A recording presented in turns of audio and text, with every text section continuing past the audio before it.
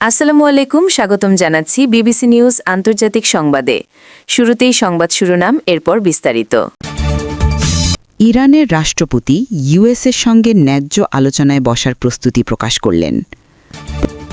পশ্চিমা এবং ইউরোপীয় সহায়তায় ইউক্রেনের বহুমাত্রিক বিপণন পরিকল্পনায় সম্মতিপত্র তৈরি। রাফা সীমান্ত দিয়ে দ্বিতীয় দফা গাজাবাসীর আগমন ও প্রত্যাবর্তন শুরু। রাশিয়া ইউক্রেন বিরোধের উত্তেজনার মাঝে নিয়মিত আলোচনার নির্ধারিত সময়সূচির ধীরগতি সৃষ্টি করছে অনিশ্চয়তা। আপনি যদি ইসরায়েলি আগ্রাসনের অবসান চান এবং গাজার মানুষের শান্তি কামনা করেন, তাহলে আমাদের চ্যানেলটি সাবস্ক্রাইব করে আমাদের পাশেই থাকুন। আমরা গাজার সর্বশেষ ও গুরুত্বপূর্ণ সব খবর আপনাদের সামনে নিয়মিতভাবে তুলে ধরব। অবশ্যই কমেন্টে আপনার মূল্যবান মতামত জানান। আপনাদের মতামত আমরা অত্যন্ত গুরুত্বের সঙ্গে বিবেচনা করি। ইরানের রাষ্ট্রপতি যুক্তরাষ্ট্রের সঙ্গে ন্যায্য আলোচনায় বসার প্রস্তুতির কথা প্রকাশ করেছেন। এই বক্তব্যে তিনি স্পষ্টভাবে বলেছেন যে তেহরান কেবলমাত্র সমতা, পারস্পরিক সম্মান এবং আন্তর্জাতিক স্বীকৃত অধিকার নিশ্চিত হলে আলোচনার টেবিলে বসতে আগ্রহী।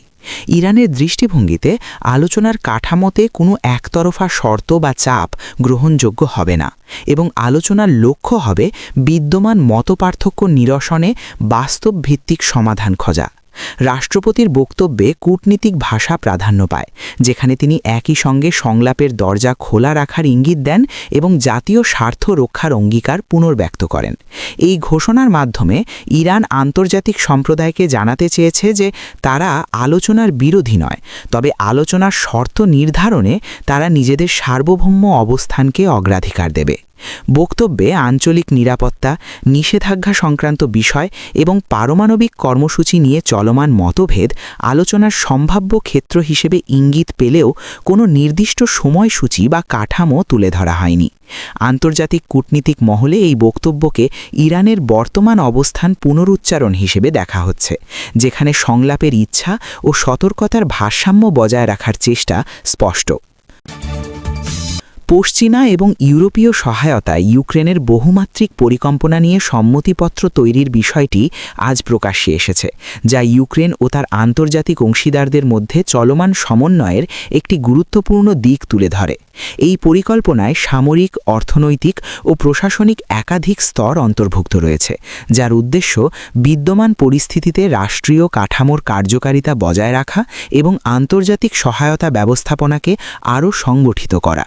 সম্মতিপত্র তৈরির প্রক্রিয়ায় ইউরোপীয় দেশগুলো ও পশ্চিমা অংশীদাররা তাদের সমর্থনের ধরন ও কাঠামো স্পষ্ট করেছে, যাতে সহায়তা প্রদানে স্বচ্ছতা ও ধারাবাহিকতা বজায় থাকে। ইউক্রেনীয় পক্ষ জানিয়েছে এই পরিকল্পনা কোনো একক পদক্ষেপ নয়, বরং চলমান সহযোগিতার একটি কাঠামোগত দলিল, যা বিভিন্ন খাতে সহায়তার সমন্বয় নিশ্চিত করবে। এতে নিরাপত্তা সহায়তার পাশাপাশি অর্থনৈতিক স্থিতিশীলতা রক্ষার উপাদানও অন্তর্ভুক্ত রয়েছে।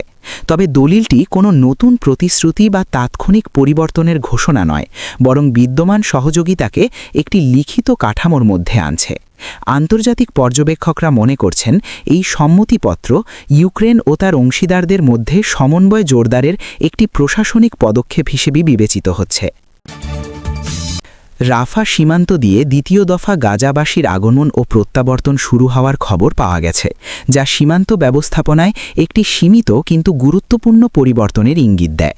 সংশ্লিষ্ট কর্তৃপক্ষ জানিয়েছে এই ধাপে নির্দিষ্ট সংখ্যক মানুষকে নিয়ন্ত্রিত প্রক্রিয়ার মাধ্যমে পারাপারের অনুমতি দেওয়া হচ্ছে, যাতে মানবিক প্রয়োজন পূরণ করা যায় এবং একই সঙ্গে নিরাপত্তা সংক্রান্ত ব্যবস্থাগুলো বজায় থাকে।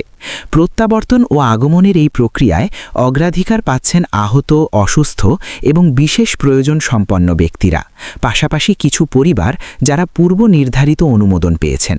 সীমান্ত এলাকায় স্বাস্থ্য পরীক্ষা, নথি যাচাই এবং সমন্বিত নিরাপত্তা তদারকির ব্যবস্থা রাখা হয়েছে বলে জানানো হয়েছে। সংশ্লিষ্ট সংস্থাগুলো বলছে এই উদ্যোগ স্থায়ী কোনো পরিবর্তনের ঘোষণা নয়, বরং সীমিত সময় ও নির্দিষ্ট শর্তের আওতায় পরিচালিত একটি ব্যবস্থা। গাজা ও মিশরের মধ্যে যোগাযোগ রক্ষার ক্ষেত্রে এই পারাপার মানবিক দিক থেকে গুরুত্বপূর্ণ হলেও কর্তৃপক্ষ স্পষ্ট করেছে যে সামগ্রিক সীমান্ত নীতিতে কোনো মৌলিক পরিবর্তন হয়নি। পরিস্থিতি অনুযায়ী পারাপারের পরিসর ও সময়সীমা পর্যালোচনা করা হবে বলেও জানানো হয়েছে। রাশিয়া ইউক্রেন বিরোধের উত্তেজনার মধ্যেই নিয়মিত আলোচনার নির্ধারিত সময়সূচি ধীর গতিতে এগোচ্ছে, যা অনিশ্চয়তা তৈরি করছে বলে সংশ্লিষ্ট কূটনীতিক সূত্রগুলো জানিয়েছে। নির্ধারিত বৈঠকগুলো সম্পূর্ণভাবে বাতিল না হলেও সময় নির্ধারণ ও এজেন্ডা চূড়ান্ত করতে বিলম্ব দেখা যাচ্ছে। এই ধীরগতির পেছনে নিরাপত্তা পরিস্থিতি, কূটনীতিক প্রস্তুতি এবং উভয় পক্ষের অভ্যন্তরীণ সমন্বয়কে কারণ হিসেবে উল্লেখ করা হচ্ছে। এই আলোচনার অনিশ্চিত সময়সূচি আন্তর্জাতিক পর্যায়ে উদ্বেগ তৈরি করলেও আনুষ্ঠানিকভাবে কোনো পক্ষই আলোচনা স্থগিতের ঘোষণা দেয়নি, বরং কূটনীতিক ভাষায় বলা হচ্ছে যে যোগাযোগ অব্যাহত রয়েছে, তবে পরিস্থিতির জটিলতার কারণে অগ্রগতি প্রত্যাশিত গতিতে হচ্ছে না। এই বিলম্ব আলোচনার ফলাফল নিয়ে কোনো পূর্বাভাস দিচ্ছে না, তবে এটি বর্তমান উত্তেজনাপূর্ণ পরিবেশে কূটনীতিক প্রক্রিয়ার সীমাবদ্ধতা তুলে ধরছে। সংশ্লিষ্ট মহল বলছে, সময়সূচির এই ধীর গতি পরিস্থিতিকে আরও অনিশ্চিত করলেও আলোচনার কাঠামো পুরোপুরি ভেঙে পড়েনি।